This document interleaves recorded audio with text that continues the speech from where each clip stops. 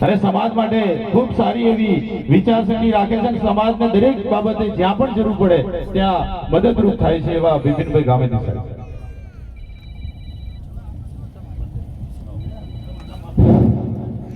જય જોહાર, જય આદિવાસી।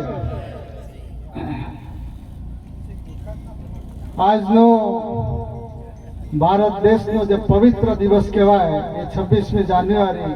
આજના દિવસે આપણે બાબા સાહેબ આંબેડકરજીએ સંવિધાન ભારત દેશને અર્પણ કર્યું હતું। એ દિવસ આજે ઉજવ્યો।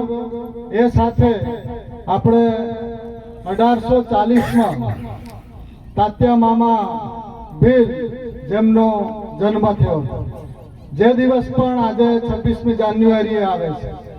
જ્યારે જ્યારે સમાજ આ જાગૃતિ તરફ જાય છે, અભ્યાસ કરે છે, સંવિધાન વાંચે છે, ત્યારે આવી તવારીખાઓ આપણને જાણવા મળે છે। આજના શામળાજી તાલુકાના સુરપુર ગામે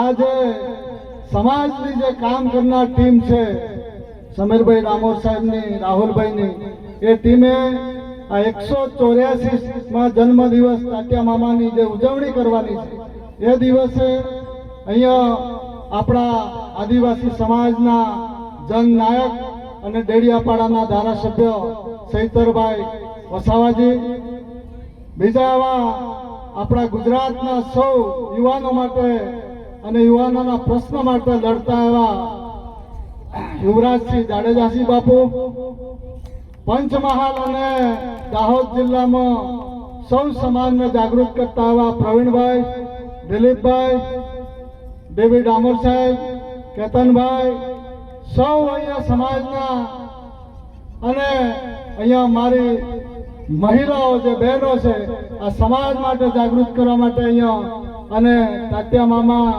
ભીલજીની આજે જન્મ જયંતિ ઉજવવા માટે અહીંયા ઉપસ્થિત છે। ત્યારે તાત્યા મામા ભીલે 1840 થી 1889 સુધી એમના જીવન દરમિયાન અંગ્રેજો સામે ખૂબ લડ્યા અને જે કંઈ પ્રાણ પ્રશ્નો હતા સમાજ માટે અને એ પ્રશ્ન ઉજાગર કરવા માટે ખૂબ તાકાતથી લડી અને સમાજને જાગૃત કર્યો અને એ રીતે આપણે આ પાછું આજે જોવા મળ્યું છે। એટલે સૌ અહીંયા આપણે ઉપસ્થિત રહ્યા છે।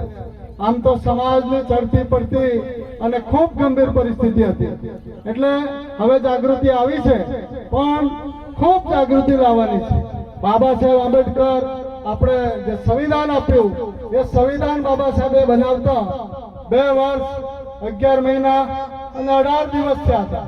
આટલું મોટું લોકશાહીનું સંવિધાન આખા વિશ્વમાં સારામાં સારું સંવિધાન આપ્યું છે અને સમયાંતરે રાજ્યસભા લોકસભામાં એના સુધારા વધારા કરવા એવું પણ એને જોગવાઈ કરેલી છે। એટલે દર 5 વર્ષે આપણી લોકશાહી હવે ચૂંટણીઓ આવે છે અને એના સુધારા અને વધારા થાય છે। એટલે આપણે સૌ